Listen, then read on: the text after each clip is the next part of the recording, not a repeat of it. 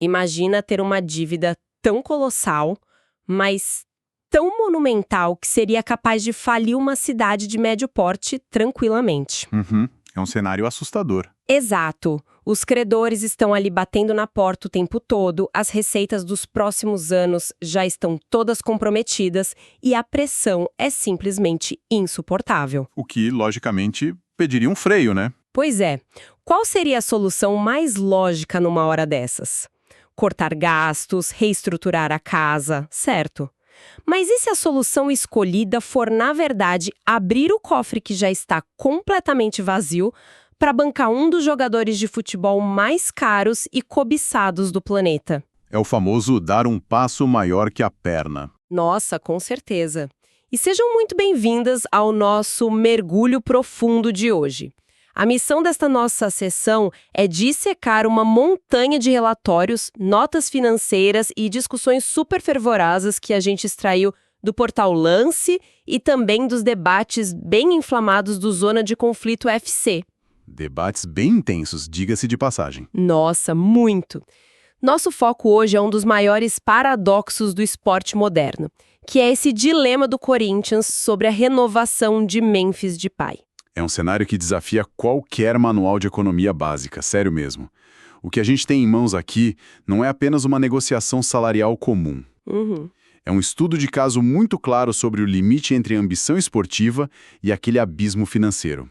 E é algo que está dividindo analistas e torcedores de uma forma brutal. Sim, o contexto que as nossas fontes desenham é quase cinematográfico, sabe?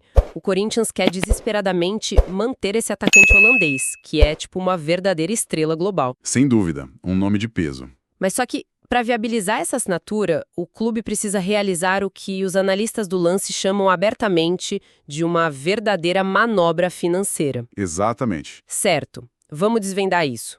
O clube está agindo com uma visão de grandeza indispensável para um time gigante, ou isso é puro desespero camuflado de marketing? A gente está diante de um ato de coragem louvável ou de uma irresponsabilidade monumental? O que é fascinante aqui é que essa manobra transcende muito aquela ideia de apenas encontrar um patrocinador novo. Como assim? Quando as fontes usam o termo manobra financeira no atual contexto do clube, elas estão falando sobre antecipar receitas de direitos de transmissão de anos futuros. Nossa, tirar dinheiro do futuro? Exato. Ou até renegociar dívidas de curto prazo, aceitando juros ainda mais punitivos lá na frente. A decisão não é só sobre colocar um atacante em campo no próximo domingo, sabe? É muito mais profundo. É uma escolha que amarra o orçamento de administrações que sequer foram eleitas ainda.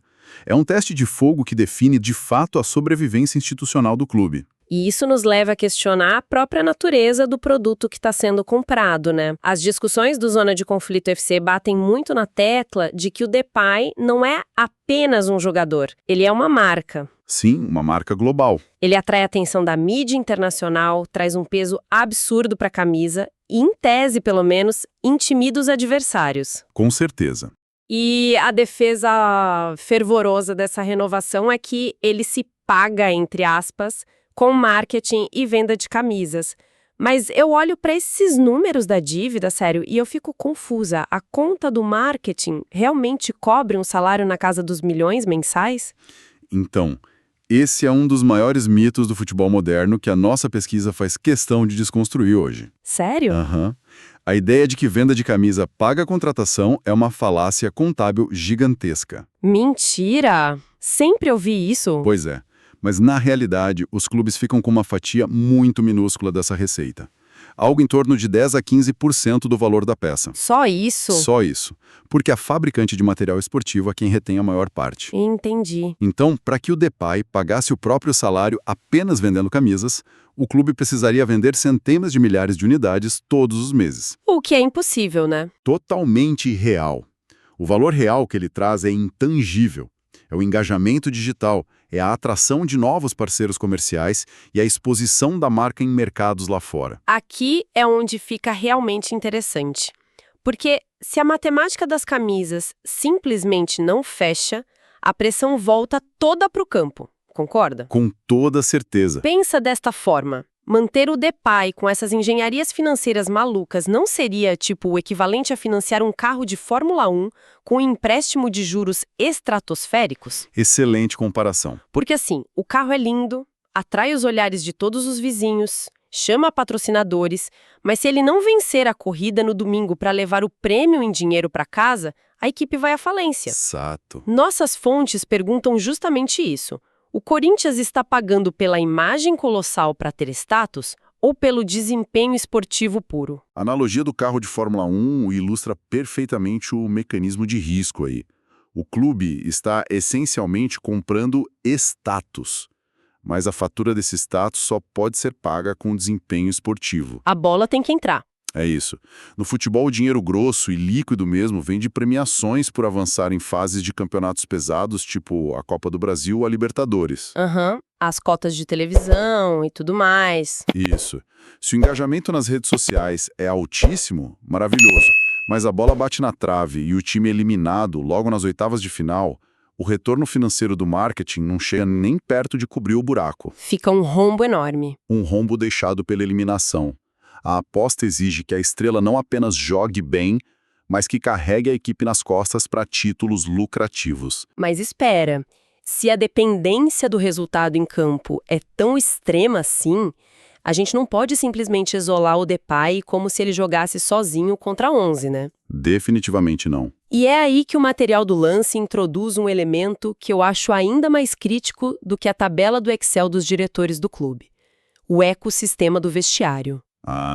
Esse ponto é crucial. Uma manobra financeira dessa magnitude não acontece num vácuo. Se o clube precisa fazer verdadeiros malabarismos no fluxo de caixa para pagar a estrela, como fica a cabeça do resto do elenco? Olha, o vestiário é implacável com disparidades financeiras que não são justificadas na prática. E imagino que sim. Imagina a dinâmica. É como um CEO de uma empresa em crise receber um bônus de dezenas de milhões de reais enquanto os funcionários da fábrica estão com salários congelados. O pior, atrasados. Exatamente. Ou atrasados. E os jogadores sabem ler as notícias. Eles sabem o esforço monumental que está sendo feito por uma única pessoa ali dentro. É um campo minado psicológico, não é? As notas do debate que questionam abertamente se pagar uma quantia tão desproporcional gera ciúme pesado ou se o grupo simplesmente aceita a realidade. Mas eu pergunto, existe sequer a mínima possibilidade de esconder esse favoritismo num ambiente de alta pressão como um clube de massa? Se conectarmos isso ao cenário geral da psicologia esportiva, o favoritismo é impossível de esconder. Todo mundo sabe quem ganha o quê. Claro, as coisas vazam. Sempre. E a resposta do elenco depende inteiramente de um único fator, que é a entrega técnica. Um grupo de futebol profissional tolera uma disparidade salarial gigantesca se e somente se a estrela agir como um escudo e um motor. Um escudo para as críticas e um motor para o ataque. Exatamente. Se o Depay chama a responsabilidade, decide aqueles jogos difíceis, os clássicos, e garante as vitórias, o grupo aplaude. Ninguém reclama. Ninguém. E sabe por quê? Porque vitórias garantem o famoso bicho. A premiação coletiva. Isso, o dinheiro extra por vitória. Além de valorizar o passe de todos os envolvidos. Se o time vai bem, todo mundo ganha mais. A estrela enriquece o grupo todo. Tá, mas e se o motor falhar? Porque a gente tá falando de futebol. E se houver uma lesão, ou, sei lá, uma sequência de 3 jogos péssimos sem marcar um único gol? Aí o escudo vira uma âncora pesadíssima. A compreensão profissional dos outros jogadores evapora em questão de dias. Nossa, tão rápido assim? Muito rápido. A narrativa interna muda imediatamente de ele merece porque nos carrega para o clube tá atrasando nossos direitos de imagem para bancar o luxo dele. Que clima terrível. A linha entre ser um líder inspirador e o pivô de um motim silencioso é muito, muito fina. O ressentimento destrói a coesão tática de um time. Ninguém corre pelo cara. Exato. Jogadores simplesmente param de correr aquele metro extra para cobrir o espaço deixado pela estrela. É a famosa greve branca. Que loucura. E é algo que o portal Lance alerta como um risco tangível e super perigoso quando se compromete a saúde financeira de um grupo inteiro por um único indivíduo. Essa possibilidade de colapso interno me faz questionar algo que o Zona de Conflito UFC levanta com bastante ênfase nas discussões. Que seria? Eles apontam que essa não é a primeira vez que vemos esse filme no Brasil. Então, o que tudo isso significa? Por que a diretora estaria disposta a ignorar todos esses alertas vermelhos e seguir em frente? É a grande pergunta. Porque eu preciso ser a advogada do diabo aqui um pouquinho. O Flamengo e o Palmeiras não fizeram investimentos altíssimos anos atrás para construir essas dinastias que eles têm hoje? Por que a manobra do Corinthians seria classificada como desespero puro e não como um plano audacioso de retomada? Essa é uma confusão muito comum, de verdade. Mas os mecanismos por trás dessas situações são opostos. Como assim? O que as fontes demonstram claramente é que as hegemonias recentes no Brasil não nasceram de um all-in desesperado num cassino. Ah, tá. Teve um preparo antes. Muito preparo. Elas começaram com anos de reestruturação profunda, corte severo de gastos, equacionamento de dívidas e muito sofrimento em campo, brigando para não cair. Para só depois colher os frutos. Isso, para só depois, com o caixa positivo e organizado, realizar contratações de peso. O Corinthians, segundo as análises que a gente viu, está tentando fazer o caminho inverso. Que perigo! Eles estão tentando usar a contratação de peso como a salvação mágica que vai gerar as receitas para pagar a dívida que já existe. Ou seja, eles estão tentando construir o telhado de uma mansão antes de colocar a fundação no chão. Perfeito. Isso levanta uma questão importante sobre o funcionamento da gestão esportiva no Brasil como um todo, que explica muito o porquê de esses erros se repetirem tantas e tantas vezes. Tem a ver com a cartola, né? Sim. A resposta não está na matemática da coisa, mas na política dos clubes. O modelo associativo brasileiro geralmente funciona com mandatos presidenciais curtos, de uns 3 anos. E isso muda tudo. Muda, porque cria um incentivo perverso. Imagina, se um presidente decide ser responsável, cortar gastos e não contratar grandes estrelas, o time fatalmente sofre em campo. A torcida não perdoa. A torcida protesta, picha ao muro e ele é escorraçado do cargo taxado como um fracassado. O imediatismo pune o planejamento. É uma loucura. Profundamente. E em contrapartida, se esse mesmo presidente assinar um contrato estratosférico de 4 anos com um jogador como um Memphis Depay, ele ganha as manchetes hoje. Vira ídolo. Apazigua a torcida organizada amanhã e aumenta muito suas chances de reeleição. Mas e a conta? A conta real dessa operação, a bola de neve de juros e as parcelas mais pesadas só vão estourar no colo do próximo presidente, no mandato seguinte. Que conveniente para ele, né? Demais! É um sistema que recompensa a vaidade esportiva de curto prazo e penaliza totalmente a responsabilidade financeira.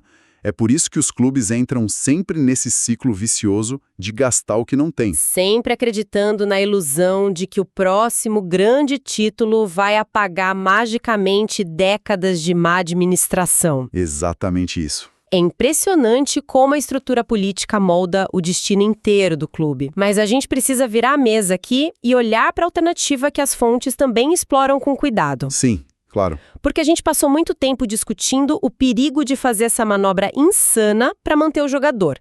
Mas e se o Corinthians simplesmente olhar para essa montanha de riscos e disser não? É um cenário possível. E se a diretoria decidir não renovar o contrato de jeito nenhum? O material do Portal Lance sugere que o preço da prudência, ironicamente, também é altíssimo. Com certeza é. Porque se o Depay for embora amanhã, o que acontece com o status do clube? A magia acaba de uma vez?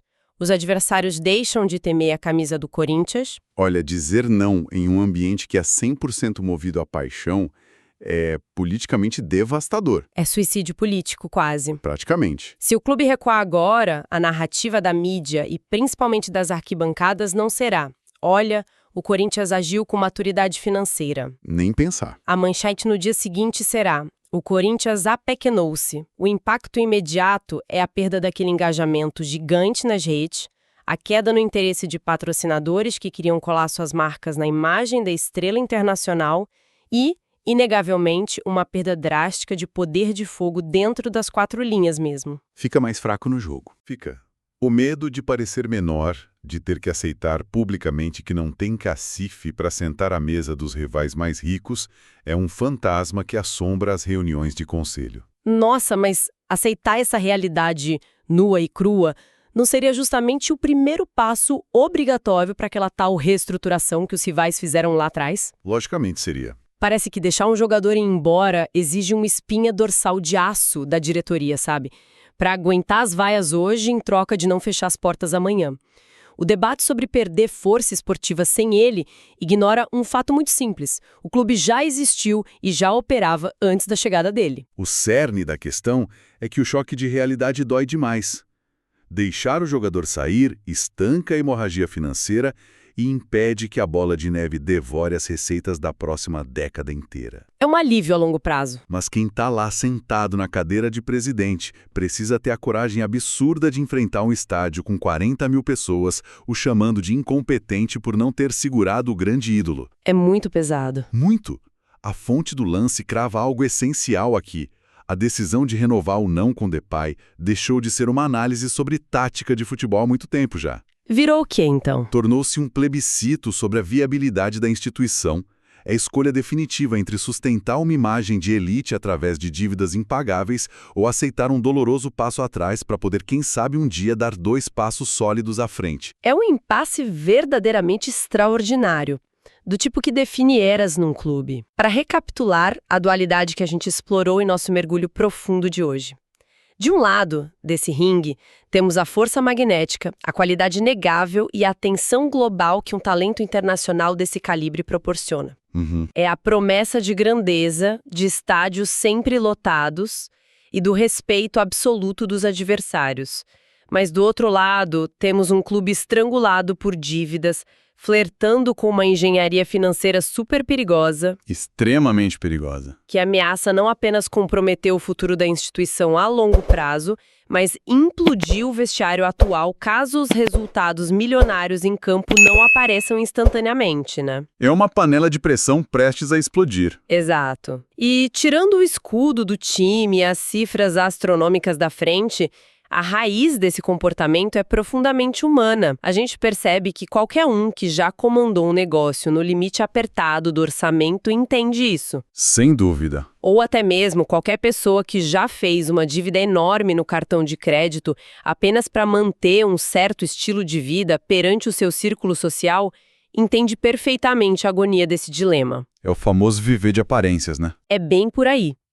A atração de apostar tudo em uma cartada salvadora, o famoso all-in, é uma sedução muito poderosa quando se está ali, pressionado contra a parede.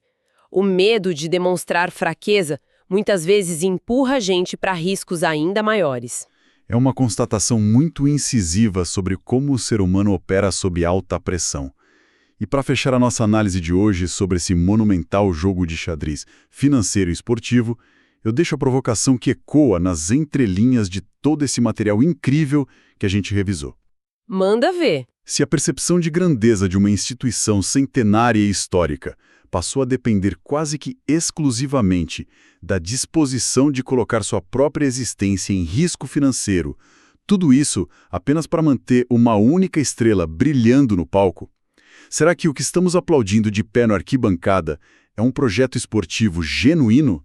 Ou apenas uma ilusão muito bem embalada e cara demais que foi alugada apenas por uma temporada?